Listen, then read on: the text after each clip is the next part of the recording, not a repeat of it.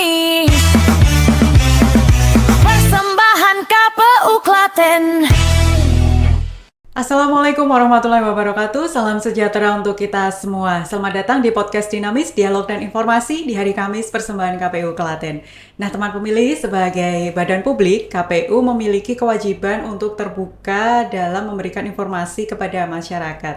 Nah, peraturan KPU nomor 4 tahun 2025 tentang pengelolaan dan pelayanan informasi publik di lingkungan KPU Provinsi dan juga KPU Kabupaten Kota menjadi landasan bagaimana KPU termasuk juga KPU Klaten untuk memberikan pelayanan informasi secara transparan dan juga tertib dan bertanggung jawab. Nah, di episode kali ini kita akan membahas bagaimana pelayanan PPID di KPU Kabupaten Klaten dijalankan sesuai dengan ketentuan peraturan tersebut. Nah, ini di studio kita sudah hadir Sekretaris KPU Kabupaten Klaten, Ibu Ika Nurmaliana Dewi. Halo Ibu, halo Mbak Vita, alhamdulillah sehat. Nah, terima kasih sudah hadir kembali di Dinamis episode kali ini, Bu. Iya Mbak, setelah sekian purnama ya. Betul. Nah, kali ini Bu, kita akan berbicara tentang pelayanan PPID nih Bu. Nah, pertama-tama dulu ya Bu ya, sebenarnya apa sih Bu tujuan utama dari pengelolaan PPID di KPU Klaten sebagaimana yang ada dalam peraturan Bu? Iya, terima kasih Mbak Vita. Saya hanya menyapa teman pemilih dulu ya. Selamat pagi teman pemilih semuanya. Alhamdulillah kita berjumpa lagi di Dinamis. Oke, aduh, sudah kangen ya lama nggak ngomong di Dinamis. Ya Bu ya. Oke Mbak Vita, jadi tema kita terkait dengan PPID ya. Jadi kenapa KPU Klaten sebagai salah satu lembaga publik juga harus memberikan sudah harus melakukan kegiatan pengelolaan kearsipan dan pelayanan informasi publik ya. Salah satunya adalah karena memang salah satu kewajiban dari kami dari kita selaku lembaga publik itu harus memberikan informasi bagi masyarakat luas, tentunya sesuai dengan kaidah-kaidah yang sudah diatur di dalamnya. Dan di samping itu kita sebagai pencipta arsip punya kewajiban untuk mengelola arsip ataupun dokumen-dokumen yang telah kita ciptakan sesuai dengan retensi arsip ya yang sudah ditentukan seperti itu Mbak Fit. Oke, baik Bu Ika. Nah, KPU Klaten sebagai pencipta arsip ya Bu. Iya. Lah, arsip apa saja sih Bu yang data apa yang sering diminta selama ini Bu? Oke, jadi kan KPU Klaten sebagai lembaga penyelenggara pemilu tentunya kan menciptakan banyak arsip Mbak Vita, diantaranya data perolehan suara. Nah, perolehan suara itu kan ada perolehan suara pasangan calon, baik itu presiden, bupati, gubernur, seperti itu. Tentunya di tingkat Kabupaten Klaten ya. Kemudian ada data perolehan suara calon anggota legislatif, DPR RI, DPD, DPRD Provinsi, DPRD Kabupaten Kota. Itu data-data terkait dengan perolehan suara. Kemudian data perolehan kursi misalnya, perolehan kursi di anggota DPRD Kabupaten Klaten gitu ya. Jadi misalnya kan kita kan ada 50 kursi nih DPRD kita.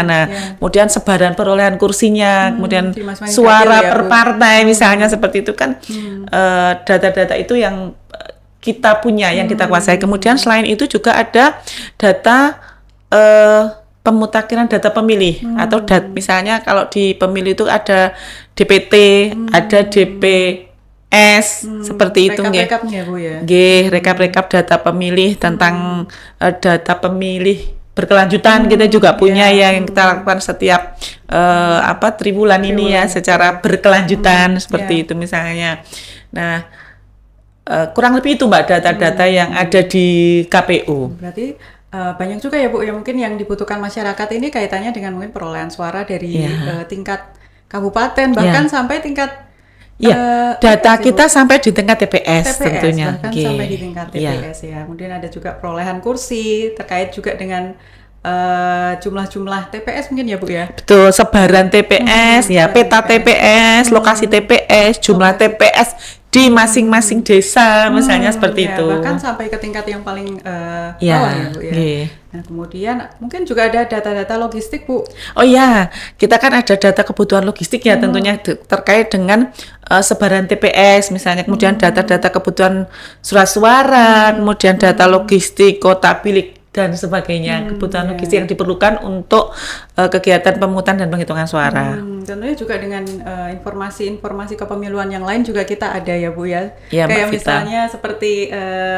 sejarah pemilu, seperti itu ada juga ya Bu? Oh ya, itu ada di kita punya, lah ini malah promosi nih, Iya, kita betul, punya boleh. Gria Pintar Nah. Pemilu, di mana di Gria Pintar Pemilu itu kita bisa belajar tentang kepemiluan dari masa ke masa. nggih. Ya, itu kan salah satu informasi kepemiluan juga ya Bu, Betul, yang nggih. bisa kita share.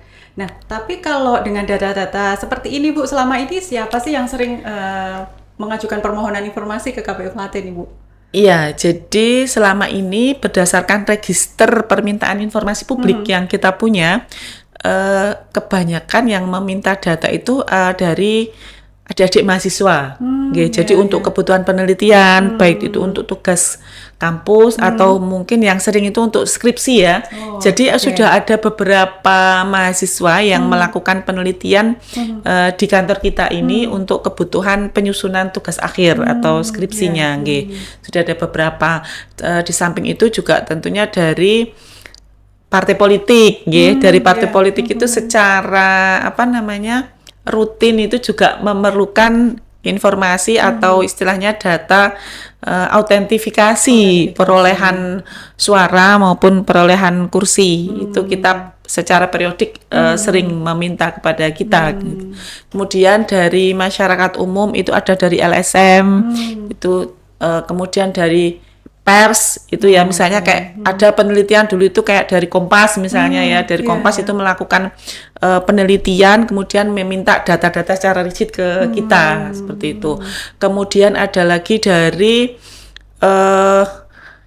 selain dari mahasiswa, dari partai politik, dari pers itu juga misalnya dari tim-tim sukses Mbak misalnya. Jadi kayak kita mau ada tim Pilkades ya, misalnya persiapan Pilkades itu biasanya membutuhkan data-data terkait dengan data pemilih di desa. Rekap data pemilih itu banyak dibutuhkan. Ternyata juga banyak sekali yang membutuhkan informasi yang berasal dari KPU juga ya Bu. Iya, ya? Mbak. Kayak seperti ya terutama untuk yang paling banyak mungkin ya mahasiswa ya Bu ya. Mahasiswa. Kemudian ada juga yang dari partai politik untuk kebutuhan autentifikasi. Kemudian ada juga dari LSM ya Bu. Yeah. Nah, kalau misalnya Bu, ini kan kita sekalian mungkin beberapa teman pemilih belum tahu caranya bagaimana sih kita meminta data di KPU Klaten, mekanismenya seperti apa Bu? Oke, Mbak. Jadi kita ada 3 saluran ya untuk bisa mendapatkan informasi atau layanan informasi di KPU Klaten. Bisa langsung teman pemilih buka saja di webnya PPID.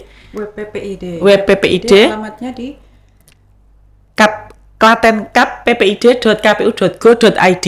Sekali lagi, jadi teman pemilih silahkan untuk bisa mengakses atau menyampaikan permohonan informasi ke KPU, silahkan langsung saja akses di websitenya PPID Klaten, yaitu klatenkap.ppid.kpu.go.id.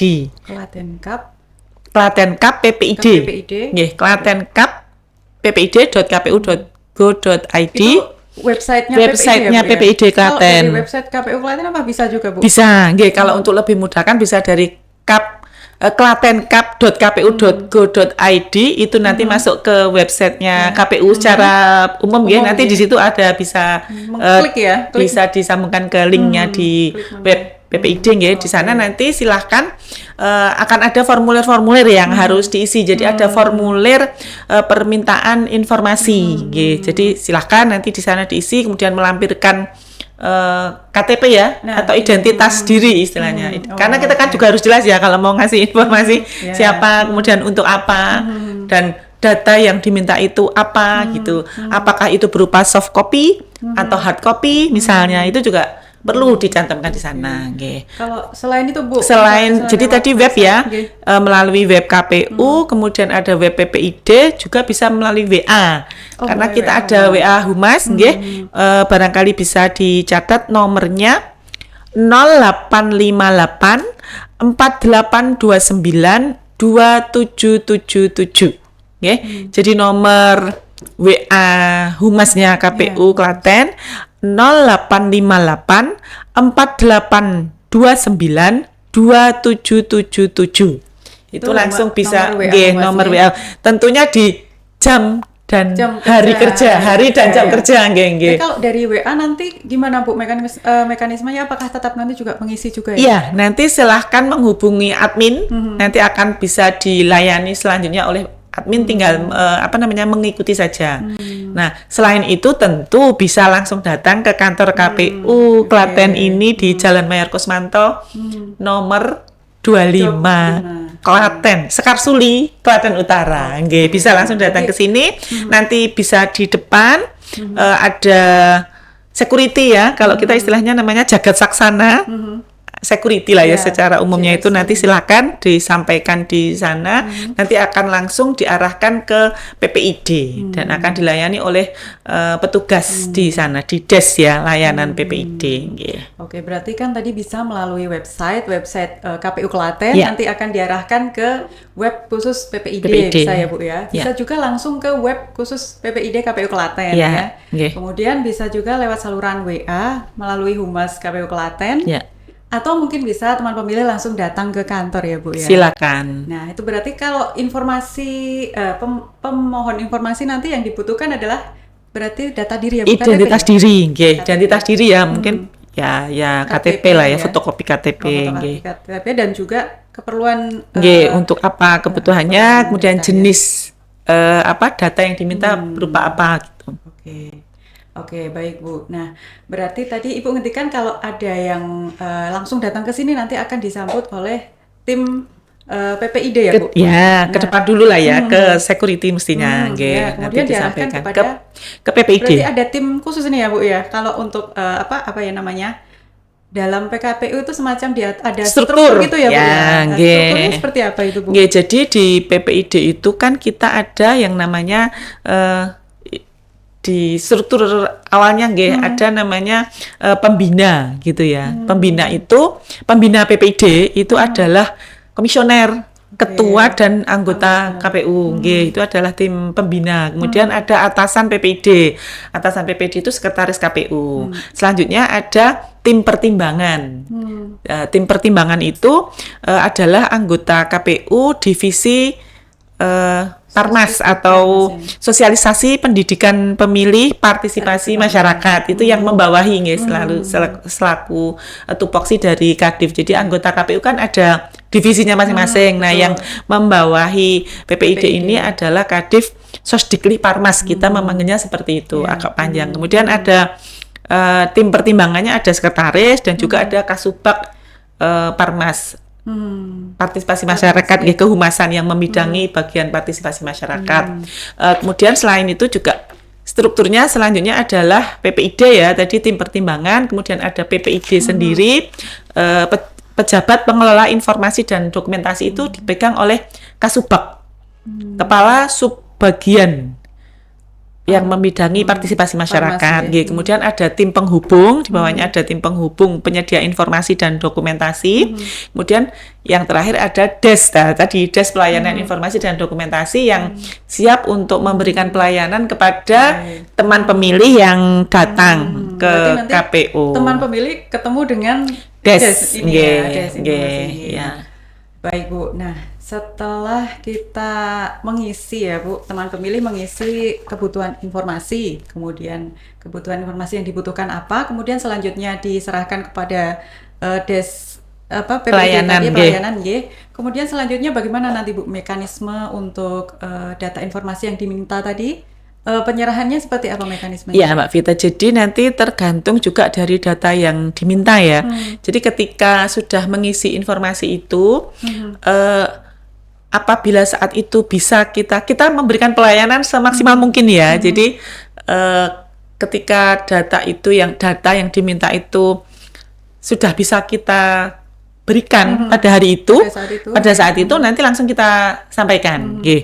Jadi kadang-kadang teman-teman pemilih atau masyarakat umum itu kan ada yang meminta berbentuk soft copy misalnya. Nah, kadang-kadang yang bersangkutan belum membawa alat misalnya. Nah, kalau memang ini juga saya sarankan ya, bisa mungkin membawa flash disk misalnya seperti itu, Barangkali artinya bisa yang di copy ini besar besar, ya Bu? nggih, Gitu ya. nggih, besar. Pada prinsipnya kita tidak ada tidak berbayar ya, jadi kan gratis gitu ya. Kecuali kalau misalnya memang ada, dulu pernah ada itu yang meminta hard copy dan Oke. agak banyak, tebal jumlahnya, itu monggo dipersilakan untuk ngopi sendiri di luar, Oh, gitu. gitu nggih. Ya nanti kita ada tanda terima, kemudian bisa dikopi di luar, tergantung dari data yang diminta gitu.